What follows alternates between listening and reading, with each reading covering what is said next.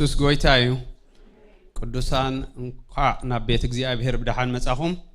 ከመይ ቀኒኹም ደሓን ደቀኒና እስኪ ከምቲ ቃል አምላኽ ዝብለና በቅዱስ ምስዓም ንንሕድሕድኩም ሰላም ተባሃሉ ይብልሞ ሰላም እስክንባሃል ትምስዓም ይትረፈና ንግዚዩ ሃሌሉያ አጋይሽ አይንኹን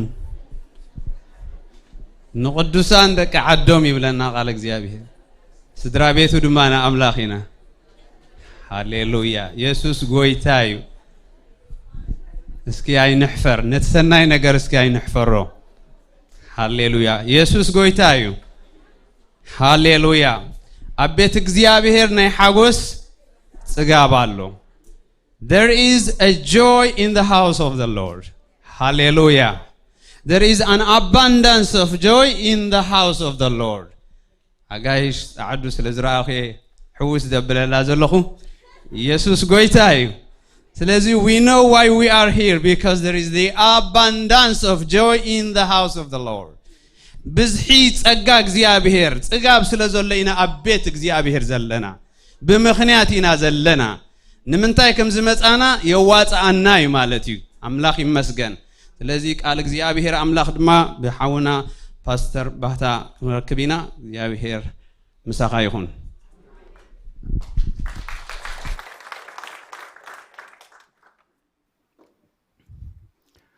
كم يحضركم نبيت أملاخ نقع بسلام እግዚአብሔር ዝተመስገነ ይሁን حونا باستر داني እግዚአብሔር عزيز وباركك ጽቦና የምልኾ ጊዜ ጸኒሕና ቋዕቋ ደሓን መጻእካ هو እግዚአብሔር ይመስገን እስኪ እግዚአብሔር ከነምልኾ ከነመስግኖ ጸኒሕና ሕጂኻ በቃሉ ቢልና ኸአ እግዚአብሔር ዝብለና ንሱ ህያው ከም ዝኾነ ቃሉ ህያው እዩ አምላኽ ዝተመስገነ ይሁን እስኪ አብ ኤፌሶን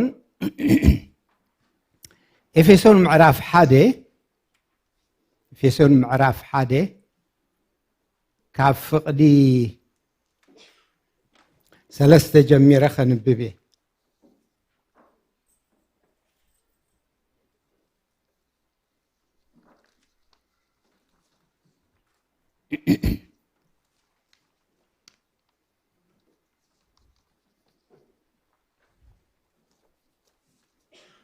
አምላኽ መስገን ከምዚ ይብል እቲ መንፈሳዊ በረኸት ዘበለ በክርስቶስ ገይሩ ኣብ ሰማያት ዝባረኸና አምላኽን አብ ጎይታና ኢየሱስ ክርስቶስን ብሩኽ ይኹን ከምቲ ብፍቅሪ ኣብ ቅድሚኡ ቅዱሳንን መንቅብ ዘይብሎምን ምእንቲ ክንከውን ቅድሚ ምስራት ዓለም ብኡኡ ዝሓረየና በቲ ፍቁር ብኡኡ ዝጸገወና ንውዳሴ ክብሪ ጸግኡ ብፍታው ፍቃዱ በኢየሱስ ክርስቶስ ንርእሱ ውሉድ ክንኮኖ ቀደም መደበና ብኡኡ ብደሙ ምድሓን ማለት ከምቲ ሃብ ጸግኡ ሕድገት ኃጢአት አሎና ከምቲ ብኡኡ ዝመደቦ ስምረቱ ነቲ ምስጢር ፍቃዱ እንዳፍለጠና ነቲ ናይ ምልአት ዘመናት መጋቢነቱ ኣብ ሰማያት ዘሎን ኣብ ምድሪ ዘሎን ኣብ ክርስቶስ ምእንቲ ክትቅለልሲ بخل طببن بخل امرون نتصقو ابانا وحزو نحنا قدم بكريستوس تسفا ازغبرنا نوداس يخبرو انت خنكون نحنا بتخلو كم تمخر فقادو بحسابو زغبر قدم التمدبنا نتعدر رستي بؤو رخبنا يو نسخاتكم من بؤو قال حقي ناي مدحانكم وانجيل مسمعكم بؤون مسامنكم بناي تسفع منفس قدس تحتمكم نسو نمرحان تريتو نوداس يخبرو عربون رستنايو يبل اسكن نسأل خلانا እግዚአብሔር በዝቃለ ዝቢሉ ኸአ ገለ ነገር ኣብ ልብና ዝተርፍ ገለ ኸአ እምነትና ዝሕድስ ብዝበለጸናው ዘጸጋዓና ብዝበለጸና ምስጋና ህይወት ክህልወና ዝገብር حسابون مخرون قبلبنا خبصح اسكي كاب እግዚአብሔር ንጸበይ ሃሌሉያ እታ ካብ እግዚአብሔር ካብ መንፈስ ቅዱስ እትጽበ ነፍሲ ከምዝ መጽተይ ትመለስንያ ሃሌሉያ هللويا هللويا هللويا بزلالماو فقري زفقركانا بموت حد ودخا يسوس كريستوس غويتانا خا هيوت مسترفو ذهب كانا بروخابو نمسغنكالنا እግዚአብሔር አምላኽና ንስኻ አቦና ስለዝኾንካ ንሕና ኸ ከም ደቅኻ ምእካብና ካብቲ ወድኻ ኢየሱስ ዝፈጸሞ ዓብ ግብሪ እሞ ምእካብና ካብቲ ዘለዓለማዊ ፍቕርኻ ዝተላዕለ እሞ ኩሉ ክብሪ ኩሉ ምስጋና ኩሉ ውዳሴ ንዓኻ ንበይንኻ ይኹን ኖ በዝረፍድ እዚ ኸ እግዚአብሔር አምላኽ እቲ ንልብና ክትዛረቦ እትደልዮ ነገር ብዘይ ምኽዋል ንስኻ ክትዛረበና ንዓይካ ክረድኣኒ መንፈስካ ክድግፈኒ ንቃልካ ኸ ንስኻ ክትተግሃሉ ልብ ቅዱሳንካ ኸ ከተብጽሕ ትደው ክንብለሉ ዝግባአና ሓቅኻ ኸ ዘይ ምኽዋል ክትዛረበና ንጽልለና ስለሰማዕካና ተመስገን ክብሪ ኩሉ ንዓኻ ይኹን ናህና ሓርነት ናህና ምብራኽ ዘይፈቱ ኩሉ ናይ ጸላእ ኣሰራርሓ ብጎይታ ብኢየሱስም ይቃወም ኣለኹ ብስም ኢየሱስ ዝተኣሰረ ይኹን ናትካ ክብሪ ናትካ ህላውነት ይኸልለና በተፍቅሮ ወድኻ ብኢየሱስ ስም አሜን እግዚአብሔር ተመስገነ ይኹን እዚ ኤፌሶን ምዕራፍ 1 ካብ 3 ክሳብ 14 እንቢቤ ዝያዳ ግን ኣነ ዘተኩረላ ካብ 4 ክሳብ 6 ኣብ ዘላ ክፍሊ ካብ ፍቅዲ 4 ክሳብ ፍቅዲ 6 ኣብ ዘላ ሓሳብ ኣተኪረ እግዚአብሔር ከም ዝረዳእን መጠን ክዛረብ ማለት እዩ መልእኽቲ ኤፌሶን ናብ ሰብ ኤፌሶን ከምቲ ኣርእስቱ ዝተጻሕፈ ኮይኑ ጸሓፊዮ ሐዋርያ ጳውሎስ ኣብ ከባቢ 3 ዓመተ ምህረት ኣብ ቤት ማእሰርቲ ኮይኑ ዝጻሕፈ እዩ ኣብ ቤት ማእሰርቲ ኮይንካ ብዛዕባ ማእሰርትኻ ብዛዕባቲ ዘይፍትሓዊ ዝኾነ ተሓሕዛ ክትሓስብ ብኡ ኣእምሮኻ ክትሓዝ ባህርያዊ ሐዋርያ ጳውሎስ ግን ንዕኡ ሰጊሩ ክንደይ ምስጢራት ንቤተ ክርስቲያን ከዓ መምርሒ ዝኸውን ነታ ሽዑ ዝነበረት ናይ ኤፌሶን ማሕበር መምርሒ ዝኸውን ኣብ ቤት ማእሰርቲ ኮይኑ ክጽሕፍ ከሎ ንርኢ ስለዚ ሓደ ግዜ መከራ ብዝበለጸ ማዕሙቕ ሃብቲ ጸጋ ማዕሙቕ ሃብቲ ጥበብ ናይ ኣምላኽ ትረኽበሉ ክኸውን ይኽእል ክብርና ኣምላኽ ይኹን ብዙሕ ግዜ ስብከትና ወይ ትምህርትና ቅዱሳን ከምዚ ክገብሩ ኣለዎም ንእግዚአብሔር ከኽብሩ ከምዚ ክኾኑ ኣለዎም ካብዚ ክእለዩ ኣለዎም ኮታስ ቅዱሳን ከመይ ክመላለሱ ከም ዝግብኦም ወይ እውን እንታይ እንተገበሩ ንእግዚአብሔር ባህ ከም ዘብልዎ ንሰብኽ ኢና ንምህር ኢና ቁኑዕ ሕማቕ ኣይኮነን ሎሚ ግን ብፍላይ ኣብዚ ክፍሊ እዚ ማለት እዩ ካብዚ ክፍሊ እዚ ተበጊሰ ንእምነትን ንምስጋናን ምኽንያት ምእንቲ ክኾነና እግዚአብሔር ንነፍስ ወከፍና ወይ እውን ንማሕበር እንታይ ከም ዝገበረ እቲ ንሱ ኣቐዲሙ ዝገበሮ እሱ ክንርኢ ኢና ኣብኡ ከዓ ደው ክንብል ምእንቲ ኣብኡ ከዓ ክንስረት ምእንቲ ንእግዚአብሔር ብዙሕ ግዜ ነመስግኖ ኢና ነመስግነሉ ምኽንያት ግን ጸሎትና ስለተመለሰ እግዚአብሔር ትዝለመናዮ ስለዝሃበና እግዚአብሔር ብጥዕና ስለዝባረኸና ሎሚ ነመስግነሉ ምኽንያት ግን ትሕቲልና ክንርኢ ኢና እግዚአብሔር ዝተመስገነ ይኹን ናይ ኩሉ ምስጋናታት መሰረት ክኸውን ዝግብኦ እግዚአብሔር ኣቐዲሙ ዝገበሮ እሱ ክንርኢ ኢና እምነትና ብዝያዳ ኣብቲ ሰባት ዝገበርዎ ዘይኮነስ ኣብቲ ኣምላኽ ዝገበሮ ክስረት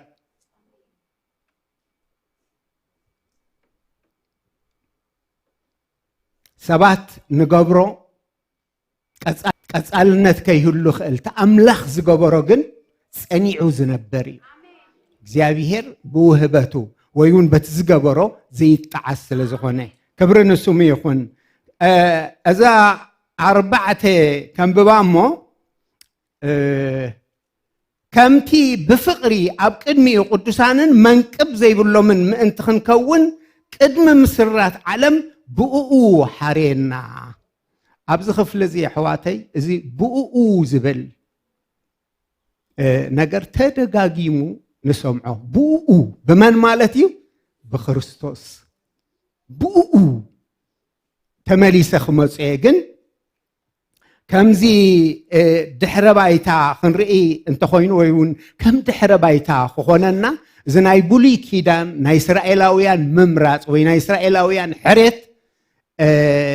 እንታይ ተመበገስ እዩ እስራኤላውያን ካብ ኩሎም ዝነበሩ ህዝብታት እግዚአብሔር ብምንታይ ምክንያት ይሓርይዎም ትርእስተይ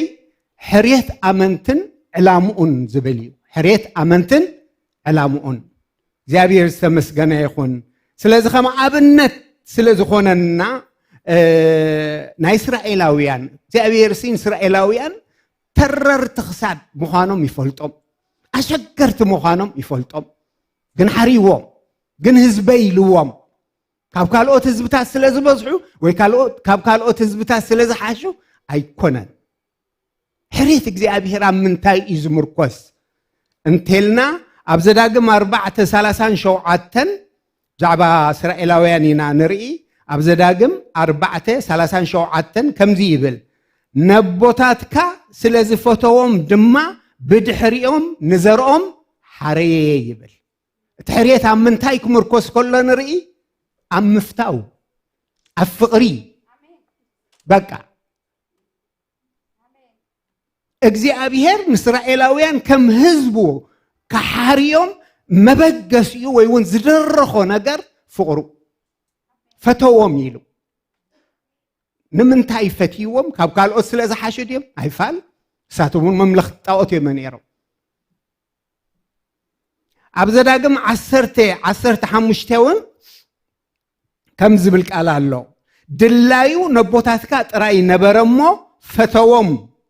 ብድሕሪኦም ድማ ከምዚ ናይ ሎሚ ንዓኻትኩም ንዘርኦም ካብ ማእከል ኩሎም ህዝብታት ሓረየኩም ሕጂ እውን እንታይ እያ ትቕድም መፍታው እያ ትቕድም ስለ ዝፈተዎም ወይ እውን ባህትኡ በቦታቶም ስለ ዝነበረ ኣፍቀሮም ካብ ፍቕሩ ተላዕለኸ ንዘርኦም ሓረየ ይብለና ንእስራኤል ሓረየ ይብለና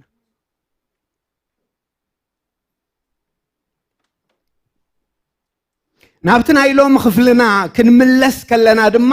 ከምዚ ብለና ማለት እታ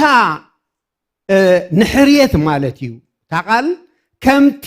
ብፍቕሪ ኣብ ቅድሚኡ ቅዱሳንን መንቅብ ዘይብሎምን ምእንቲ ክንከውን ቅድሚ ምስራት ዓለም ብእኡ ዘሓረየና እታ ጥቕሲ ወይ እታ ፍቕዲ ክትጅምር ከላሲ እንታይ ላይ ትጅምር ከምቲ ብፍቕሪ እግዚአብሔር ንዓና ዘሓረየና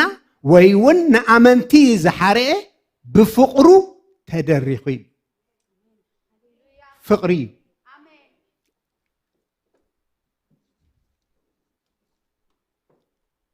ደው ኢልካ ክትሓስብ እግዚአብሔር ንዓይ ንባህታ ክፍቅር እንታይ ደሪኽዎ ትፍቕሪ ድሓሩን ሃዋርያ ጳውሎስ ኣብ ምዕራፍ 3 ክገልጾ ከሎ ንፍልጠት ሓለፍ ዝብላዩ ኢሉ ተመራሚርካ ይትበፅሖን ኢኻ ሰብ ከምዚ እቲ ዝለዓለ ሰብ ሃዋርያ ጳውሎስ እሲ ብፀጋ ፀብለል ዝበለ ሃዋርያ እዩ ነይሩ ግን ነዚ ፍቕሪ እዚ ልዕሊ እምሮይ ንፍልጠት ሓለፍ ዝብል እዩ ኢልዎ ግን በዚ ፍቕሪ እዚ ኣነ ክርሲ መን ኢልካ ክትሓስቦ ዝግባእ ሓቂ ዝተፈፀመ ዝኾነ ነገር ስለዚ ንእግዚአብሔር እዚ በእምሮ ሰብ ክግለጽ ዘይክእል ፍቕሩ ደሪኽዎ እዩ ንዓኺ ንዓኻ ንዓይ ሓርዩ ሕጂ እቲ ቃል ከምቲ ኣብ ጴጥሮስ ካልኣይ ጴጥሮስ 2:9 ሕሩይ ወለዶ ይብል ኩላህና ብሓባር ሕሩይ ወለዶ እንዲና ክብሪ ንስሙ ግን ብውልቂ ከዓ ኣነ ሕሩይ እኮ ኣነስ እግዚአብሔር ዝሓረየኒ በድራሻይ ብሽመይ ዝፈልጠኒ ናይ እግዚአብሔር ሕሩይ እኮ ኢልካ ምሕሳብ ብጣዕሚ ሓይሊ ዝኾነካ ከይትፅብፅብ ትፅብፅቦ ነገር የብልካን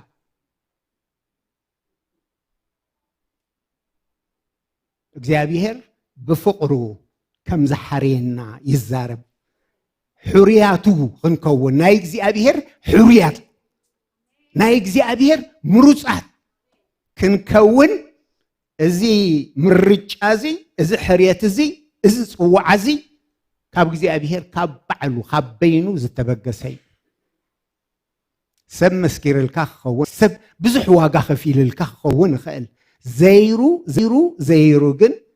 እቲ ሕርየት ምንጩ መን እዩ እግዚአብሔር እቲ ዝምስክረልካ እቲ ዋጋ ዝኸፍለልካ እሱ ልኡኽ እዩ እግዚአብሔር ይኮብ ልቡ ኽቢድሉ በቃ ዘቃትት ወይ ዘማልድ ወይ ዝጽሊ ወይ ዝምስክር እግዚአብሔር ኣብ ልቡ ጾር ስለ ዝሃቦ እዩ ጸሎት እኮ ካብ እግዚአብሔር እዩ ዝጅምር ኣምላኽ ጾር ምስ ሃበካ ኢኻ ትጽሊ ተዘየሎ ልማዳዊ ነገር እዩ ዝኸውን ስለዚ መልሲ ዘይትረኽበሉ እዩ ማለት ኣነስ ንምንታይ ተፈቂረ እግዚአብሔር ንዓይሲ ንምንታይ እዩ ኣፍቂሩኒ ዝብል ነገር መልሲ ትረኽበሉን ኢኻ በቃ ከም ተፈቀርካ ግን ትፈልጥ ብተለወጠ ህይወት ክትነብር ጸጋ እግዚአብሔር ኣብ ዝሒልካ ቅድሚኡ ክትመላለስ ክፉእ ክትጸልእ ፍቃዱ ከተፍቅር እዚ ነገር እዚ ብህይወትካ ኮይኑ ክትርኢ ከለኻ እግዚአብሔር ከም ተፈቀርካ እግዚአብሔር ከም ዝሓርየካ ግን ትርዳእ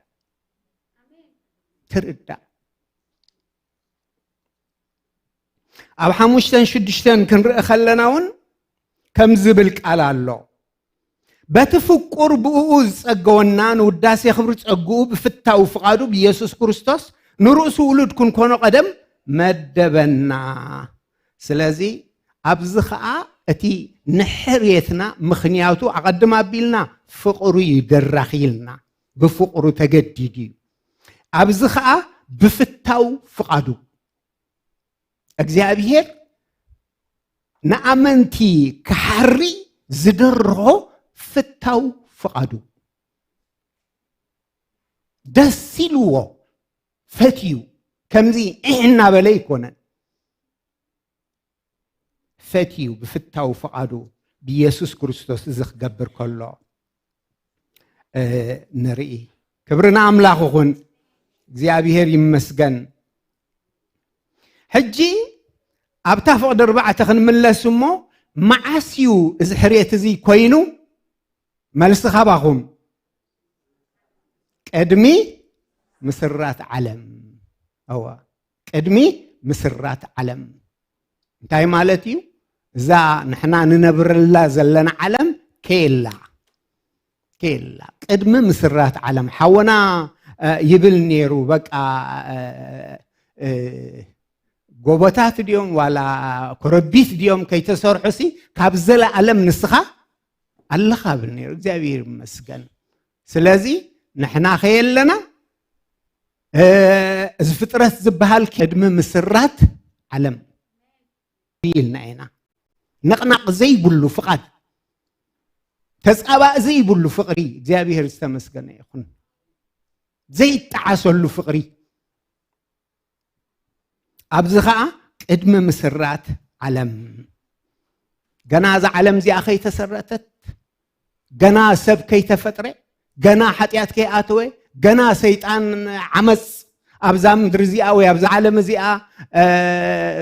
ከየምፅአ ገና ሰብ ከይወደቐ እግዚአብሔር በቲ ዘለዓለማዊ ፍልጠቱ ሓርዩና ቅድሚ ምስራት ዓለም እዚ ከም ዝመጽእ ሰብ ከም ዝመጽእ ጸላኢ ንሰብ ከም ዘስሕቶ ሓጢአት ከም ዝኣቱ ሰብ ከም ዝወድቕ ሰብ ካብ እግዚአብሔር ከም ዝዓሉ እዚ ኩሉ እግዚአብሔር ይፈልጥ ነዚ ሰጊሩ ግን ንዓይን ንዓኻትኩምን ሓርየና እግዚአብሔር ንኸይ ሓርየናስ እቲ ብዘለዓለማዊ ፍልጠቱ ዝረአዮ ናይ ሰብ ድኻም ናይ ሰብ ዓመፅ ናይ ሰብ ዕልወት ኣይ ዓገቶን ክብሪ ንስሙ ይኹን ስለዚ ምዝህልው ኩነታት ኣይትተሓሕዝዎ ናትኩም ሕርየት ቅድሚ ምስራት ዓለም እዩ ቅድሚ ሰይጣን እዩ ቅድሚ ውድቀት እዩ ዘገርም እዩ እኮ ነዚ ህዲ ኢልካ ክትሓስቡ ከተስተንትኑ ከለኻ ቅድሚ ምስራት ዓለም ክብርና ኣምላኽ ይኹን ጴጥሮስ እውን ነዚ ነገር እዚ ክዛረብ ከሎ ጴጥሮስ ኣብ ቀዳማይ ጴጥሮስ ፍቅዲ 1 نو أب قداماي بيتروس معرف حدا فقد عسرة نسوق قدم مسرات علم تمدبه أمود دعتا زمن قنا انتهم تقهدي يبلنا قدم انتالنا اتحريت ناس قدمي مسرات عالمي لنا حجي خاء اتي نمدحنا زخون نجر اتناي كريستوس مبجاو السون قدمي مسرات عالم تمدبه يبلنا أقدمو እግዚአብሔር سي نزمص ودقت نزمص كافقاد እግዚአብሔር موصا እግዚአብሔር أقدمو خدالولو خلو ناي بلان أملاخيو ناي سرعت أملاخي እግዚአብሔር بمن ما يقدمني نتناتو فقاد فنطيسو زخيد حيلخون سلطانخون يلن نخلو غزيون مليخون زنبر أبا أملاخي خبر نسمي يكون سلازم بزعبا مدحنا نسو قد مسرات عالم تمدبه أمود داتا زمن كا ما انتانا تقهدب لنا لعلي عبتي فقد عسرت شعاتسي بخنتو نبرتكم كاوبوتاتكم كم زورسكم ببرر ويبوركي كم زدحنكم أي تحسوي لهم بمن دعا بويتانا يسوس كريستوس إذا مدحان زخي قد مسرات عالمي تمدبه أبو مسودي تمخاخيرو مالتي كي كون خلو እግዚአብሔር نزي نغرزي مدحاني كدالو خلو إينا النري أب كالاي تيموثيوس حادي فقدت شعاتي كالاي تيموثيوس معراف حادي فقدت شعاتي هاريا باولوسون كمزي يبل أملاخ بفقد رأسون باتب خريستوس يسوس قدم زمانات عالم التوهبنا ጸጋን أدحاننا بقدس وعون صوعنا نمبر بجبرنا أيكونن أبزون بزعبا مدحنا خزارب كله أتم سبات نسبب إفيسون أبان تيموثيوس ودو قدمي زمانات عالم ويون إذا عالم سي زمانات وي عدمي قدم مقصارة بخال أزار أربع قدم مسرات عالم زي عالم كي كونتسي تناتكم مدحان تفتصيميو إذا خاء بفقاد رأسو نعاخاتكم التوهبة تسقابو ويدحينونا نعاخاتكم التوهبة تسقان رأسو تسقان رأسو قدم مسرات عالم نعناز التمدبي تسقازي اتبو خريستوس زتقلص ጸጋ ስለዚህ መሰረትካ ምዝካር መሰረትካ ሕርየት ምዃኑ መሰረትካ ጽዋዓ ምዃኑ መሰረትካ ጸጋ ምዃኑ ምዝካር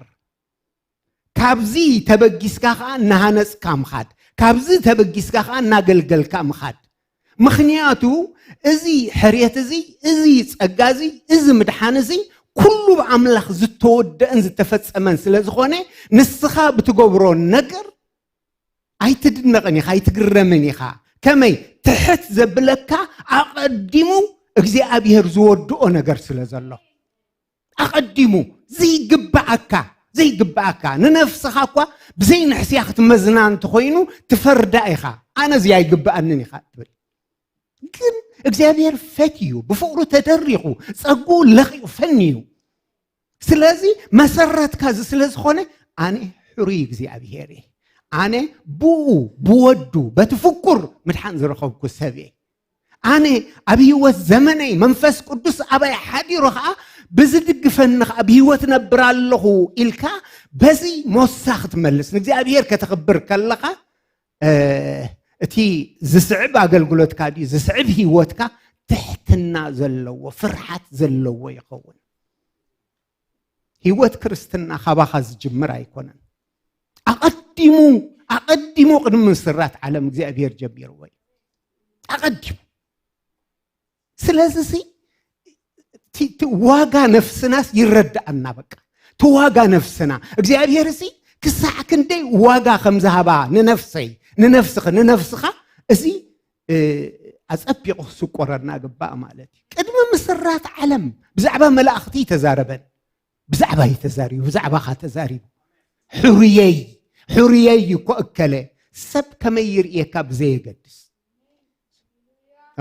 سب كم يمزنك بزي قدس دخامك برتعيك بزي قدس السوري يكون حريقك زي أبير كيلها غيرك وخيتبرك يلها نكو كيلها ودو نجار بزعبها غيرك زي أبير سلاسة خويز بقاس مالتي كل هيوتنا كل قلقلوتنا بفرحات يخون بتنقاق يخون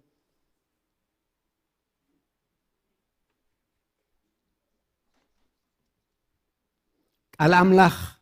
سقى أملاخ تجلسوا نخلو سبون مدحن أمسيو يبلنا أبتيتو تعسر تحدي أب وانجيل يوحنس معرف حدا ونكن رأخلنا حقي بمن مسيو حق بمسيح مسيو سقان حق انكا بخريستوس يسوس مسيو كبر نسوم يكون اتحقي ناي እግዚአብሔር ጽድቅ ይዘርኤካ ናይ እግዚአብሔር ፍርድ ናይ እግዚአብሔር ቅድስና ይርኤካ ተንከስ የለ እቲ ወንጌል ግና በክርስቶስ ዝመጽ ወንጌል ግና እሱ ጸጋ ይርኤካ እሱ ምሕረት ይርኤካ ምሕረት እግዚአብሔር ትርኢ ትጸጋስ ምሕረት እዩ ኩሉ ትጸጋ ምሕረት ጥራይ አይኮነን ብርግጽ ግን አሎንዶ ዘይግቦኦ ሰብ ክትምሕሮ ከለኻ ፍርድን ዝግቦኦ መጽዓትን ዝግቦኦ ሰብ ክትምሕሮ ከለኻ ምሕረት ክዓዘሉ ከሎ በደሉ ይቅር ክበሃል ከሎ ምሕረት እግዚአብሔር እዩ ክብር ንስሙ ይኹን ሓደ ግዜ ብጣዕሚ ኣብ ገዛውቶም ኣዝዩ ዘሸግር ዝነበረ ሰብ ዓለማዊ ኮይኑ ድሓር ኣብ ደገ ኣብ ኣውሮጳስ ኣብ ቤተ ክርስቲያን ተዓዲሙ ከገልግልስ ጓል ገዛውቱ ዝነበረት ትርእዮ ሽዑ ምስ ረኣየቶ ኣዝዩ ክፉእ ሰብ ስለ ዝነበረ ትስንብድ እሞ እዝስ ክሰብኽ ግባእ ምስ ነብሳ ተባኢሳ ምስ እግዚአብሔር ተባኢሳ በቃ فير አይኮነን ሰብ ዝመድረኽ ወፂ ክሰብኽ فير አይኮነን ኢላ ምሕረት እግዚአብሔር ክንድትርኢ ጸጋ እግዚአብሔር ሪያ ክንድተድንቕ ፍቅር እግዚአብሔር ሕያውነት እግዚአብሔር ሪያ ክንድተድንቕ ምሕረት እግዚአብሔር ንሰብ ካበይ አልዒሉ አበይ ከም ዘብጽሕ ሪያ ክንድትድንቕ ክትፈርዶ ጀሚራ ሰብ ብትማል ክፈልጠካ ኸይል እግዚአብሔር ግን ብሎሚ ዝፈልጠካ እግዚአብሔር ብዝገበር ካየ ይፈልጠካኒ እግዚአብሔር ወዱ ብዝገበረ ይፈልጠካ ክብር ንስሙ ይኹን ትወዱ ዝገበሮ ጸኒዑ ነበር ትናይ እግዚአብሔር ጽዋዓኻ ጸኒዑ ነበር ቦታኻ ክሳብ ዝሓለኻ እዚ ሕርየት እዚ ሓላፍነት የብልካን ማለት አይኮነን ኮታስ ነቲ ሕርየትካ ግን ተረዲእካ እና ተደናቕካ ወሬታና መለስካ ክትነብር ፍቃድ አምላኺ تحريه يلكا نسحق اللبو زخونه هيوت تحريه يلكا فنوك زخونه هيوت كتنبر اي تخلني خا بفصل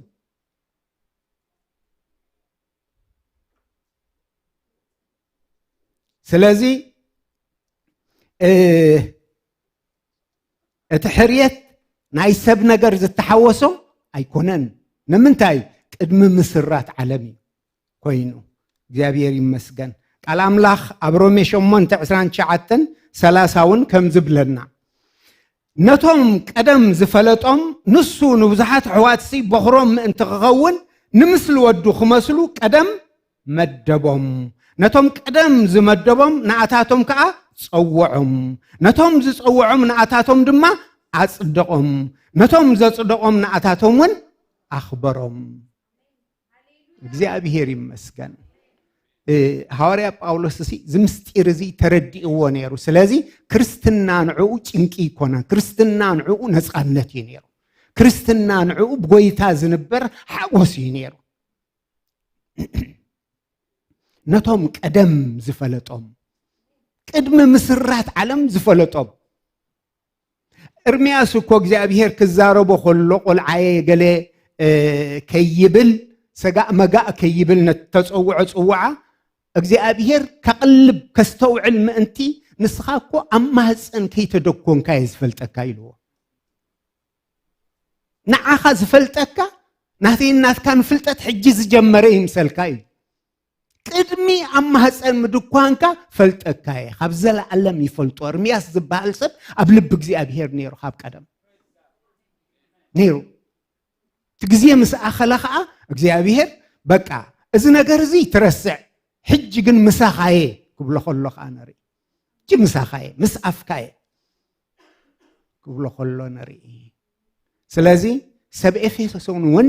ሐዋርያ ጳውሎስ እዚ ትምህርቲ እዚ ወይ ውን እዚ መልእኽቲ እዚ ክጽሕፈሎም ከሎ እቲ ብመጀመርታ ክስተውዕልዎ ዝግባእ እቲ እግዚአብሔር ዝገበሮ እዩ ተማሕበር ነቐፋ ብዙሕ ነቐፋ ዝነበራ ኣይኮነትን ኣብቲ መጀመርያ ማለት እዩ ከምዚ ውፅእ ዝበለ ነቐፋ ብዙሕ ኣይነበራን ስለዚ በቲ ዝኾነሎም ጽቡቕ ነገር በቲ እናወሰኹ ምኻዶም በቲ እግዚአብሔር ኣብ መንጎኦም ዝገብሮ ነገር ከይተዓሻሸው ካብ መበገስ እዩ ቅድሚ ምስራት ዓለም እግዚአብሔር ዝገበሮ ነገር ነዚ ነኺሶም ክሕዙ ኣብዚ ደው ክብሉ ክዛረቦም ከሎ ወይ ውን ክጽሕፈሎም ከሎ ኢና ንርኢ እዚ ክንብል ከለና እግዚአብሔር ንገለን ዝሓሪ ንገለን ከዓ ንፍርዲ ወይ ንመቕጻዕቲ ዝምድብ ኣምላኽ ኣይኮነን እግዚአብሔር ባህሪዩ ኣይፈቅደሉን እዩ ስለምንታይ ንሱ ጻድቕ ፈራዲ ጻድቕ ፈራድን ተኾይኑ ኣብኡ ሌላን ጉሌላን የለን ኣብኡ ድልዎ ገጽ የለን መን መኻመን ሒሹ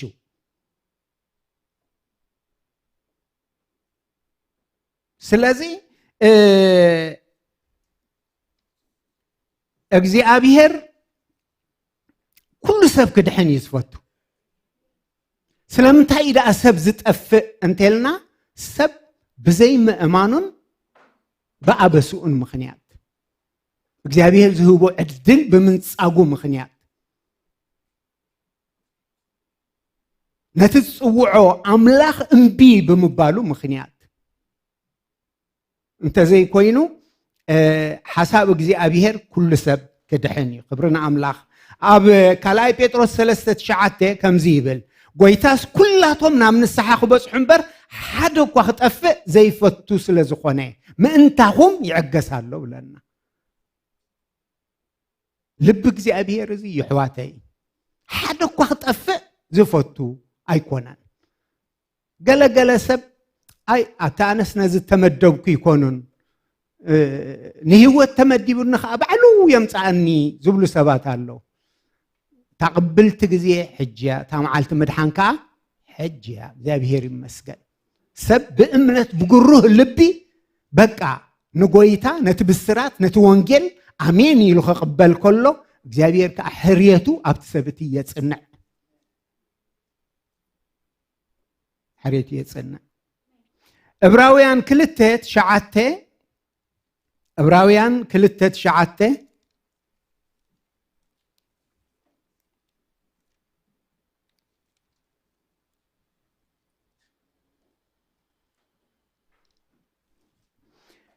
ነቲ ብምኽንያት ስቅያት ሞቱ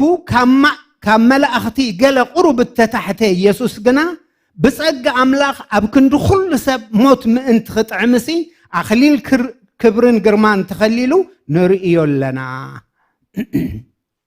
እንታይ ይብል ኣሎ ብጸጋ ኣምላኽ ኣብ ክንዲ ኩሉ ሰብ ሞት ክጥዕም ስለዚ ጎይታና ኢየሱስ ክርስቶስ ዝመተ ምእንቲ መን እዩ ምእንቲ ኩሉ ሰብ እዩ ኣብ ገለ ኣብያተ ክርስቲያናት ግን ናይ ክርስቶስ ሞት እቶም ሕርያት ጥራይ ኢሎም ዝኣምኑ ኣለዉ ፓርሻል ሪደምሽን እብልዎ ወይ ሊሚትድ ሪደምሽን እብልዎ ውሱን ምድሓን ጎይታና ኢየሱስ ኣብ መስቀል ተፈጸመ ኢሉ ዋጋ ዝኸፈለሲ ነቶም ሕርያት ጥራይ እዩ እቲ ቃል ኣምላኽ ግና ከምኡ ይበልኒ ጎይታስ ኩላቶም ናብ ንስሓ ክበጽሑ እምበር ሓደ እኳ ክጠፍእ ኣይፈቱን እዩ ዝብለና እግዚአብሔር ይመስገን ንርእሱ ወንጌል ዮሐንስ 3:16 እውን ኣምላኽ በቲ ሓደ ወዱ ዝኣመነ ዘበለ ኩሉ ህይወት ዘለዓለም ክረክብ እምበር ከይጠፍእሲ ወዱ በጃ ክሳዕ ዝህብ ክሳዕ ክንድዚ ንዓለም ኣፍቀራ ስለዚ ናይ ጎይታና ኢየሱስ ክርስቶስ ምብጃው ንፍጥረት ኩሉ ዝኣመነ ኩሉ ምድሓን ረክብ ኣብታ ዮሐንስ 3:36 እውን ብወዲ ዝኣምን ናይ ዘለዓለም ህይወት ኣላቶ እቲ ብወዲ ዘይኣምን ግን ቁጣ ኣምላኽ ደኣብኡ ይነብር እምበር ንህይወት ኣይክርእያን እዩ እግዚአብሔር ንሰብ ዕድል ሂብዎ ኣሎ ማለት እዩ ብወደይ እንተኣሚንካ ህይወት ዘለዓለም ኣለካ ብወደይ እንተዘይኣሚንካ ግን ንህይወት ኣይትርእያን ኢኻ ናይ ምርጫ ጉዳይ እዩ እግዚአብሔር ኣብቲ ሰብ ሕርየቱ ከጽንዕ ትዕድል ይህቦ ኣሎ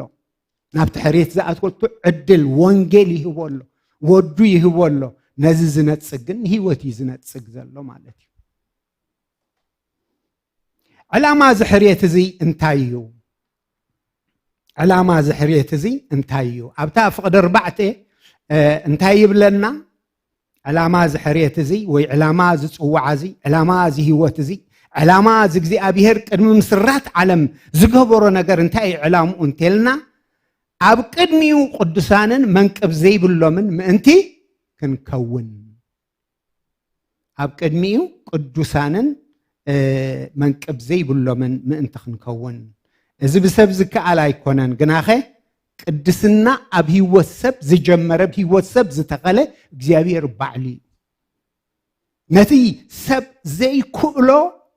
ከም ዝከኣል ዘርአየ እግዚአብሔር ክፉእ ክጸልእ ጽድቅ ከተፍቅር ኣብ ልብኻ ትረክብ ማለት እዩ ኣነስ ከምዚ ደይነበርኩን ቀደም እንታይ ደኣለይ ኮይነ ሕጂ ደኣ እሞ ክርስቶስ ኣብ ውሽጢ ከኣትዩ መንፈስ ቅዱስ ኣባኻ ክሰርሕ ጀሚሩ ናይ እግዚአብሔር ባህሪ ባኻ ክገልጽ ጀሚሩ ክብርና ኣምላኽ ኾን ቅድስና ብዘይቲ ቅዱስ መንፈስ ቅድስና ብዘይካቱ ቅዱስ እግዚአብሔር ኣይከኣልን ስለዚ ከሓርየና ኸሎስ ነቲ ዝሓርየና ክንፍለ እግዚአብሔር ይደሊ እቲ ንሱ ዝደልዮ ቅድስና ከመይ ምዃኑ ከዓ ኣብ ቃሉ ገሊጹልና ኣሎ ኣብ ውሽጥና ብዝሓድር መንፈስ ከዓ እግዚአብሔር ይነግረና ይመርሐና ኣብ ቀዳማይ ቆሮንቶስ 1:30-31 ኣብ ቀዳማይ ቆሮንቶስ 1:30-31 ግናኸቲ ጽሑፍ ዝምካሕ ብእግዚአብሔር ይመካሕ ዝብሎ ምእንቲ ክፍጸም ንስኻትኩም ካብኡ ኣብቲ ካብ ኣምላኽ ንጥበብን ጽድቅን ምቅዳስን ምድሓንን ዝኾነልና ክርስቶስ ኢየሱስ ኢኹም እግዚአብሔር ይመስገን ስለዚ እቲ ጽድቂ እቲ ምቅዳስ እቲ ምድሓን ብመን ይብለና ኣሎ በክርስቶስ እዩ ክርስቶስ ኣባኻ ብዝመለኸ መጠን እቲ ናቱ ቅድስና ኣብ ህይወትካ እናዓሰለ ኸይድ እናገዝኣካ ይኸይድ ከም ፍቓዱ የመላልሰካ ክብሪ ንስሙ ይኹን ኣብ ቀዳማይ ቆሮንቶስ 6:11 እውን ንሰብ ቆሮንቶስ ንፈልጦም ኢና እንታይ ይብል 6:11 ገሌኹም ከዓ ኸመታቶም ነርኩም ግናኸ ብስም ጎይታና ኢየሱስ ክርስቶስን ብመንፈስ ኣምላኽን ተሓጺብኩምን ተቀዲስኩምን ጸዲቅኩምን ኢኹም ሕሉፍ ነገር ይዚ ውዱእ ነገር ይዚ ብመን ብክርስቶስ ብስሙ ኣብቲ ስሙ ንሱ ኣሎ ኣብቲ ስሙ ሓይል ኣሎ እግዚአብሔር ይመስገን ብስሙስ ክትሕጸብ ኣይትጽዕርን ኢኻ ስሙ ሓጽበካ መንፈስ ቅዱስ ይሓጽበካ ስለዚ ትቅድስና እግዚአብሔር ባዕሉ ይተኺልዎ ባና ማለት እዩ ንሕና ክንቅደስ ኣይንጋደልን ኢና ነቲ ውሽጥና ዘሎ ድርኺት ግን ንስዕብ ማለት እዩ ኣምላኽ ይመስገን ትቅዱስ ኣብ ውሽጥኻ ክሓድር ከሎ እቲ ዘይቅዱስ ንዑቕ ኮይኑ ይዝረኣየካ እቲ ዘይቅዱስ ፍንፉን ኮይኑ ይዝረኣየካ ንመንፈስ ኣምላኽ ብዝመቻእካዮ መጠን እቲ ናይ እግዚአብሔር ባህሪ ኣብ ልብኻ ፈስስ ንህይወትን ንፍርሃት እግዚአብሔርን ዝኸውን ኩሉ ካብሃበና እዩ ዝብል ዘድልስ ተዋሂቢ ማለት እዩ እግዚአብሔር ዝተመስገነ ይኹን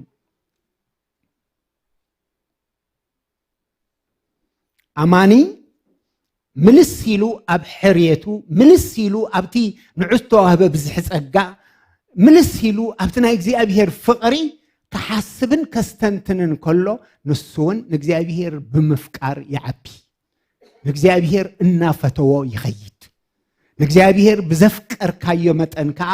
ካብቲ እግዚአብሔር ዝጸልኦ ከዓ እናተቀደስካ ትኸይድ نግዚአብሔር ብዝተቀደስካሉ መጠን ከዓ እግዚአብሔር አባኻ ይኸብር ዓላማ እግዚአብሔር በህይወትካ ይፍጸም እግዚአብሔር ይመስገን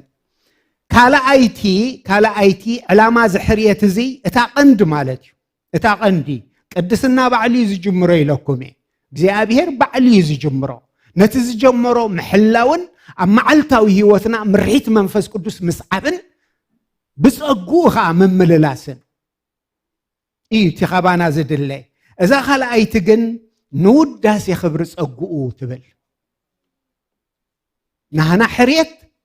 نحنا صوعه نحنا مدحان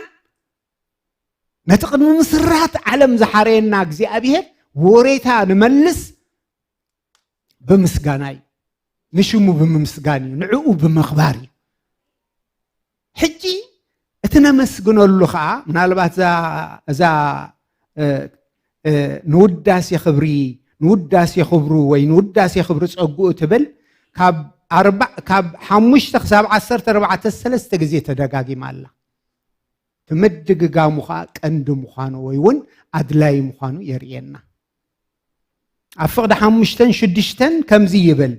بتفقر بؤوز صقونا نوداس يخبرو صقو بفتاو فؤادو بيسوس كريستوس نرؤسو ولد كن كونو قدم مدبنا نوداس يخبر صقو نتنعخت تገልጸ نعخت تገልጸ نعايز تገልጸ محرته فقره اذا راخاس كدنق امو وريتخ تملس كتمسكن انا ماني بسبب كوا زي فلت بزرعي كوا زترسع كسب እግዚአብሔር ግን ካብ ዘለዓለም ክፈልጠንስ انا ماني شعو تقرمሞ بتحريتك بتمرጭኻ انت حيسكا ناب እግዚአብሔር تمصእ مسغانا حيسكا تمصእ مسغانا حيسكا تمصእ እግዚአብሔር نعنا بمحراي حريتنا نمصنعك ودو بملأخ مدحنا بمفصام ترخمنا يا مدحن حلينا خنبر منفسو بملأخ صقو بمزح بمبزح እግዚአብሔር جيدو غيري እግዚአብሔር جيدو غيري تفصمه بقى እግዚአብሔር جيدو غيري እዚ ሁሉ ዝተገብረልና ንሕናግና ምስጋና ክበዝሐልና حويسي عن توي برهان سباي مسغانا بزحلكم كم زبله مثل او باستر دان خوم ايلو مسغانا يبزحلنا حواتي لو مبهزي بالكناتات كله خيل لو مستصبنا يتريف زي تصبنا يخمص خيل لومي زقنزو وي تفلالي تمكرو خلونا خيل قدم مسرات عالم ግን ዝተወደአ ነገር አለና ምንም እንተ ተቆንዘኹ ምንም እንተ ሓመምኩ ምንም በዝን በትን እንተ ሓለፍኩ አነኩ ሕሩይ እግዚአብሔር አነኩ በአምላኽ ዝተፈቀርኩ ሰቤ ክንብልን በዝኻ ከነመስግንን እግዚአብሔር ሎሚ ይደልየና እግዚአብሔር ሎሚ እዚ ይደሊ ምክንያቱ ንውዳስ ይኽብር ጸጉኡ እዩ ዚገርዎ كوتاس كحرينا خلو كسوعنا خلو كدحننا خلو كفقرنا خلو እግዚአብሔር ጽበዮ ነገር እንታይ ውዳሴ ንሹ ሙኸነ መስገን ህይወትናስ ናይ ምስጋና ህይወት ክኸውን ኮታስ ህዲ ኢልካ ናይ በሐቂ ነዚ ሐቅ እዚ ነዚ ጽሑፍ እዚ ተቀሊብ ካሉ ምንም ካለ ከይተወሰኸ ዕድሜኻ ሙሉ ንእግዚአብሔር ከተመስግን ክድርኸካ ኸእል ስለዚህ እግዚአብሔር ምስጋና ይጽበ ካባና አምላኽ ዝተመስገነ ይኹን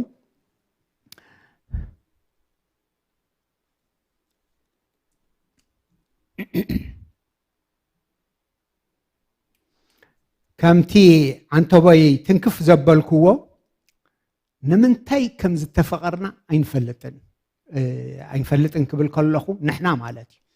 እግዚአብሔር ከፍቀረና ከሎ ፈልጥ ይንስ ግን እቲ ናይ እግዚአብሔር ፍቅሪ አባና ምድሓን ከዓይ ከሎ اتي نعنا زتقلص صقا وي نعنا تقلص مدحان كان እግዚአብሔር ምስጋና ከምጽእካ ፈቃድ አምላኽ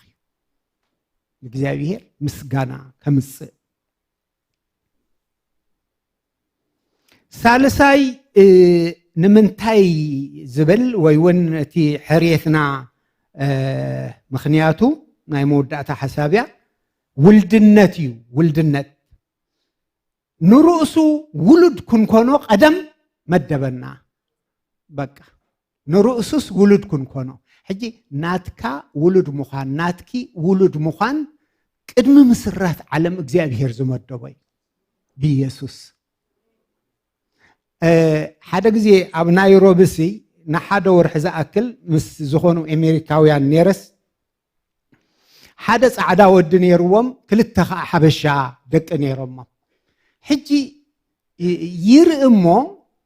ማለት ነዞም ክልተ ሓበሻ ደቂ ካብ አዲስ አበባ ኣዳብ ገብርዎም ከለው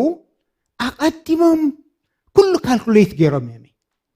ከመይ ከም ዝሕዝዎም እንታይ ዓይነት ዓቕሚ ከም ዘለዎም ዝኹሉ መዚኖም ከምህርዎም ትምህርቲ ከወድእዎም ከፍቅርዎም ናእሽቱ ከለው ኮስኪሶም ዕብዮም ሕጂ ብትገዛ ኣነ ርኢ ከምዚ ኣብ ሰለስቲኦም እቲ ሕብሪ ፍልሊ እምበር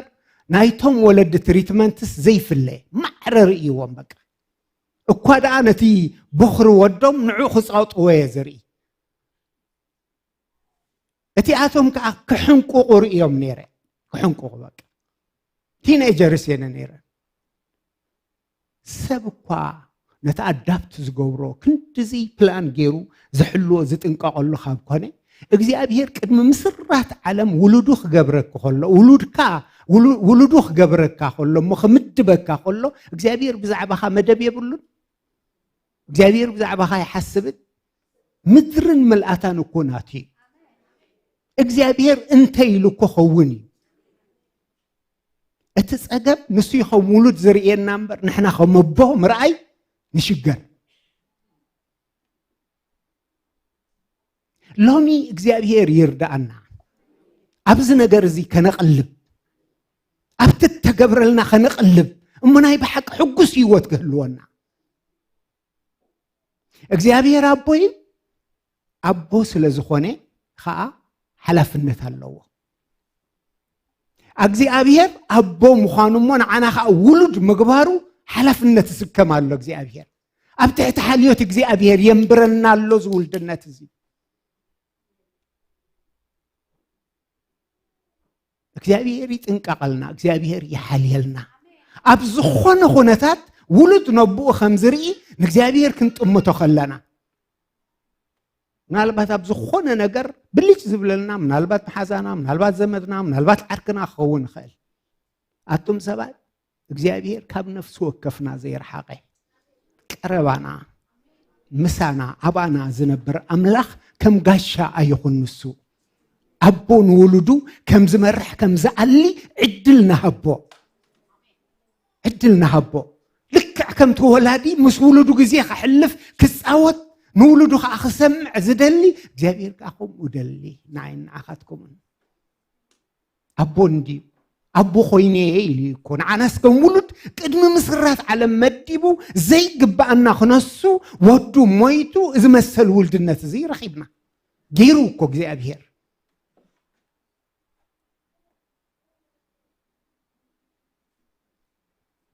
ክንደይ ደቂ ሃብታማት ደቂ መራሕቲ ሃገር ብዓጀብ ኸዱ ብዓጀብ ቦዲጋርድ ገይሮም ኸዱ ንሕና ግና ዓጀብትና መላእኽቲ እግዚአብሔር እዮም እግዚአብሔር ባዕሊ ንሕና ምናልባት ስለዘይንርእዮ ዘየለኽ መስለና ክእል ግን ኣሎ ኣምላኽ ኣብ ቃሉ ፀኒዑ ስለ ዝነብር ነቶም እግዚአብሔር ዝፈርሕዎ መልአኽ እግዚአብሔር ኣብ ዙርዮም ይሰፍር እዩ ዝብል ኣምላኽ መስገን ስለዚ እንታይ ዝብል ዘለኹ ሎሚ ሕርየትና ነቕልበሎ እቲ ሕርየትና ከዓ ዕላማ ኣለዎ ወይ እውን እግዚአብሔር ዝፅበዮ ነገር ኣለዎ ነቲ እግዚአብሔር ዝፅበዮ ከዓ ነንበር እግዚአብሔር ንቀደሰሉ ናይ ምስጋና ሰባት ንኹን ከም ውሉድ ንመላለስ እግዚአብሔር ከአፍቃዱን ሐሳቡን አባና ኸጽንዕ ንጸልይ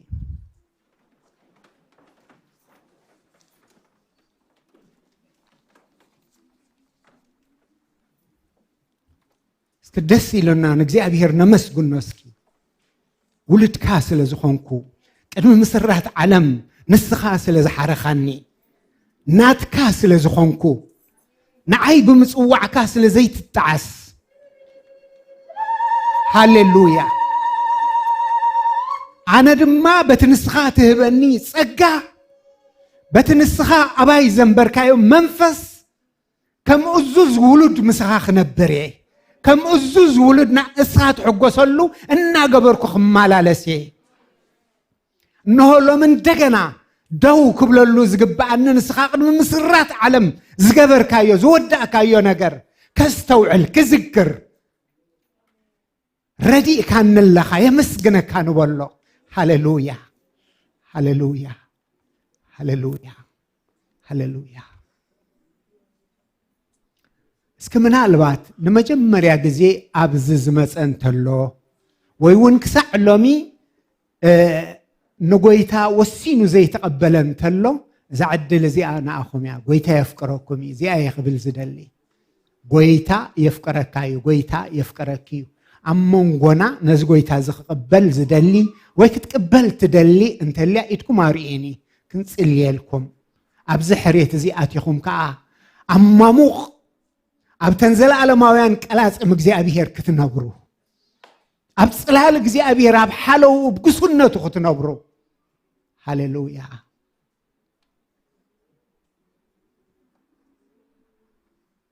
ሃሌሉያ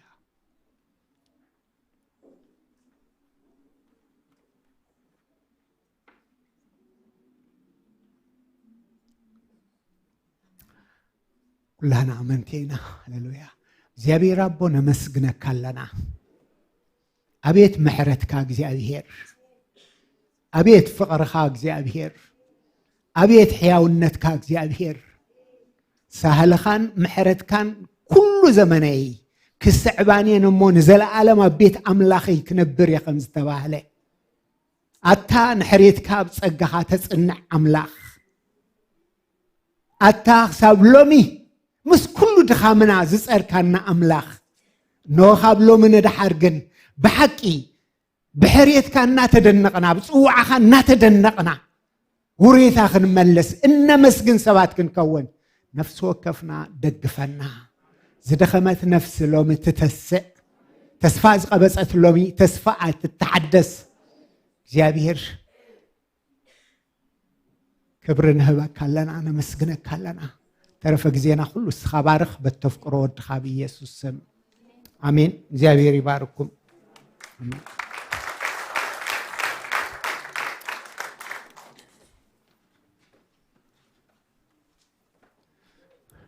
آمين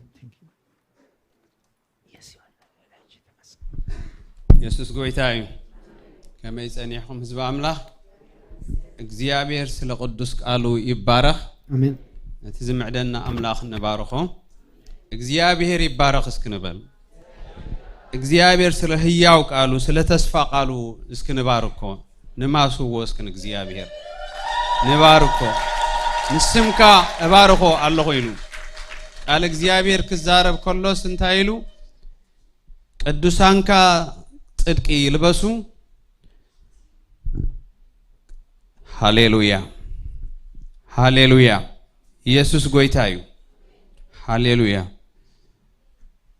ሃሌሉያ ሕሩያት እግዚአብሔር ጽድቅ ክለብሱ ውዳሴ ኢኻ ክነግሩዮም ተጸዊዖም ከምኡ ዝተጸዋዕና ኢና ስለዚ ውዳሴ እግዚአብሔር ክንዛረብ ጽድቅ እግዚአብሔር ክንዛረብ ኢና ተጸዊዕና ይሕዋተይ እግዚአብሔር ይባረኽ ንስኻትኩም ደግነት እቲ ካብ ጸልማት ናብ ዘገርም ብርሃን ዘውጻአኩም ምእንቲ ክትነግሩ ክንነግር ኢና ተጸዊዕና ደግነት እግዚአብሔር አምላኽ እግዚአብሔር ስለ ቃሉ ይባረኽ ቃል እግዚአብሔር ስለ ዝምስጠኒ ንዓኹም ንስጠኩም እዩ ናብ ካልእ ክሓልፍ ዝሽገር ማለት እዩ እግዚአብሔር ይባረኽ ሕጂውን እግዚአብሔር ይባረኽ ሃሌሉያ እግዚአብሔር ይባረክ It's the love of God that has chosen us ምናልባት ነዘም ዘይሰምዑ ሃሌሉያ እቲ ፍቅረ አምላኽ ይጸውዕና እቲ ፍቅረ አምላኽ ድማ ልዕሊ ምርዳእና ዝኾነ ይመን It is the love of God that transcends every humanly understanding ልዕሊ አእምሮና እዩ ክብርና አምላኽ ይኹን ሃሌሉያ ናብቲ ዝቕጽል መተንባህታ ክሓልፍ ሓደሽቲ ኣጋይሽ ድመጻኹም ስምኩምን ካበይ ከም ዝመጻኹም ክትነግሩና እሞ ክንላለየኩም ሰላምታኹም ክንቅበል ሓደሽቲ ዝመጻኹም እንድሕር ኣለኹም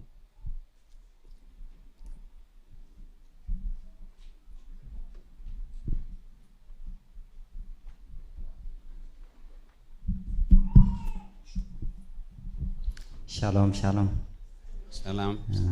ሰላም አምላኽ ንዓኹም ይኹን አሜን ኣነ ሃብቶም ይበሃል በዓል ሓዳሬ በዓልቲ ቤተይ ከዓ ሳምራዊት ትበሃል ፍትውና ኣቦ 4 ቆልዑ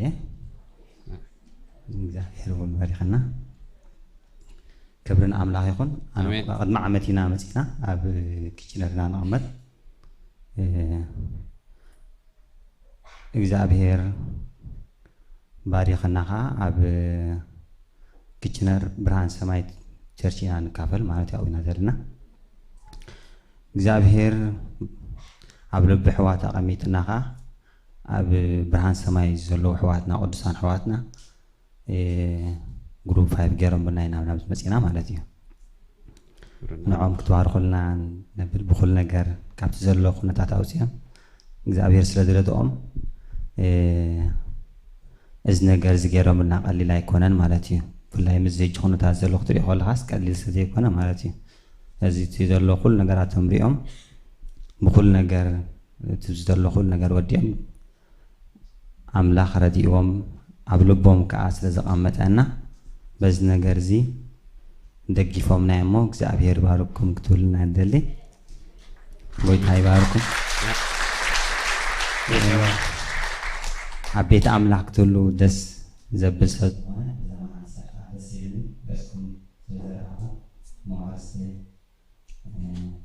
እቲ ክቡር ዝኾነ ተስፋ ክንገረና ፀኒሑ ስለዚ ኣብኡ ዘለኣለም ምሳይ መዋርስተይ ምስኦም ኣብዚ ምዕባር ከዓ ደስ ይብለኒ ጎዳ ይባረኩም ተባረኹ አሜን ሃሌሉያ ብድሕሪት ኣለካ መስለና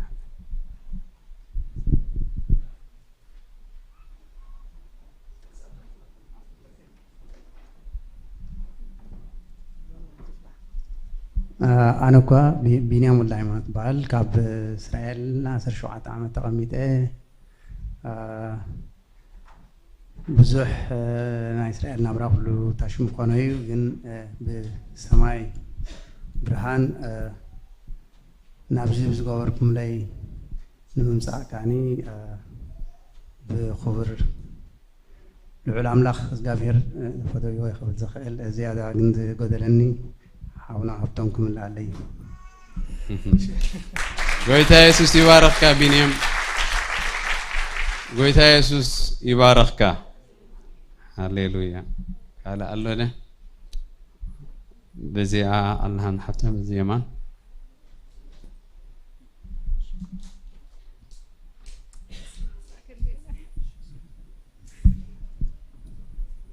شالوم حزب الله سامراويت بال بعد بيت المحري كاب تلاقي قد بتجينا. Oh my goodness, glory to God. Oh wow. سامراويت انكو عاد حان متاخي. محارحونا حفير برجل قبلنا مدلنا. اسكي كبرن እግዚአብሔር ነሃው እግዚአብሔር ይመስገን እግዚአብሔር ክብር ክንህሊና እግዚአብሔር ተመስገነ ይሁን አሜን ዘማዓልት እዚኣ ኸሪእና እግዚአብሔር ናይ 12 ዓመት ፍልልዩ ማይ ጉድነስ እግዚአብሔር ግን ከምቲ ሃሌሉያ እቲ ዝሓለፈ ቀሊል ኣይኮነን ከምዚ ክንሰምዖ ፅናሕና ግን ኩሉ ግዜ እግዚአብሔር ነቲ ዝመደቦ መደብ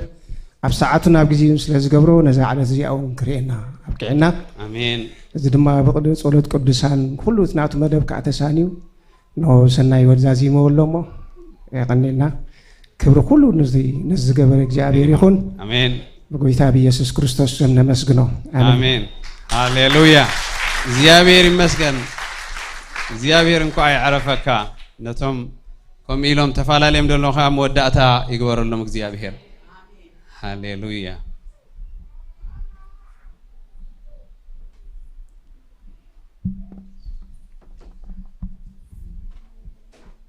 سلام ክርስቶስ ንዓኹም አሜን ገጽኩም በመርአይ አዚ ደሲሉኒ ሳምራዊት ይባሃል በዓልቲ ቤቱን ሃፍቶም በዚያኹም መስቀል ጸንሐ ክብርና አምላክ ሳምራዊት እንኳን ደህና መጻኺ ኢየሱስ ክርስቶስ ጎይታይ አሜን በሐቂ እግዚአብሔር ይባርክኩም ነዚ ዝገበርኩምልና አምላኽ ረዲዎም ኣብዚ ክንበጽሕ ዝገበሩ ይሕዋት እግዚአብሔር ይባርክኩም እንዳ ፓስተር ተዲ አምላኽ ይባርክኩም ካለ ክብሎ ዝደሊ ብዛዕባኹም ጥቡቕ ነገር ጠጊበ ብጣዕሚ ሃረርታ ነይሩኒ መጽአ ክሪአኩም ኣብዚ ዘመን እዚ ጽድቂ ዝሰብኽ ክርስቶስ ዝነብር ሓቀኛ ዝኾነ ማሕበር ስም ተኣምር በሐቂ ብዛዕባኹም ኩሉ ግዜ እና አምላኽ ዘመስግኖ ማዕቴ ኣብ ኣኸይደ ዝካፈል ጠግኦም ዝካፈል ገጾም ዝርኢ ዘምተይ ዝብል ኣዝዩ ሃረርታ ነይሩኒ እግዚአብሔር ካረዲእኒ በዚ ነገር እዚ ባህ ይበልኩም ሕዋተይ እግዚአብሔር ይባርክኩም አሜን ጌታ ኢየሱስ ይባርክቲ እግዚአብሔር ይመስገን ናይሎሙ ጋይሽና ተባዓትዮም ሰበኽትዮም ሃሌሉያ ኢየሱስ ጎይታ እዩ ወሊድ ሓውና እንኳን ደሓን መጻኻ ሃሌሉያ አበጋሩ حمد ناس مرايس أنوني نا إرترا هاليلويا ويتا يباركك هاليلويا يا بير مسكن عند حرزي الله خالق نا قلت فيلان أبكال مثلا بعتك حلف مبار كمتي حبتم زبالو أب كيتشنرون كم زبالة سنبت دحرقة ريس عسلة جمر منفساوي حبرة الله أو خبابين زلهم دما كتساتفو بيت كريستيان تتابعكم الله أبزهل لنا هلنا أفتي هلونا كريستوس أفتي فقر حواتن حدنا كنهلو نايجزي أبيهر مخري مالتيو مهنياتو إحوات بحدا حبيرم كنبروس النايس الزبن أبزهل لنا هلنا أب حبرت كنترنف يجبأ نايجزي أبيهر مسكن زمت قدام ناي هاي سكول تمهارو كاب عربي كسع سنبت كونفرنس سالو كنجرك أنيو تا مجمري عربي شدشتن فرقانيا تجمر كسب جعته دحري زلو معلتي كاب ساعات كلتا ايدي جمر 2 PM سلازي نايدك انا هاي سكول زلو كونفرنس هالو እግዚአብሔር ክረድኦም ብጸሎት ንሐግዞም እግዚአብሔር ይመስገን ናይ ዓበይቱን አሎ ካብ ጁላይ 19 ክሳብ 21 ዝኸይድ ኮንፈረንስ ክህልወና ማለት እዩ ስለዚ ካብ ዓርቢ ክሳዕ ሰንበት ዘሎዩ ኣብ ካላንደርና ሒዝናዮ እቶም ስኬጁል ክንገብር ዝግባአና ናይ ስራሕ ነገር أرنجن خنجبر مالك كاب حجك كنا ما شاشه سلزي جولاي 19 كسب 21 كونفرنس كلون ناي كاله مدب أبوتات ورحوي مالتي زمت قدام ساعة 6 PM كهليو أبتني أبوتات دما كنساتف بيت كريستيان تتبع الله كبرنا أملاخ مودعتا أتابع قدامي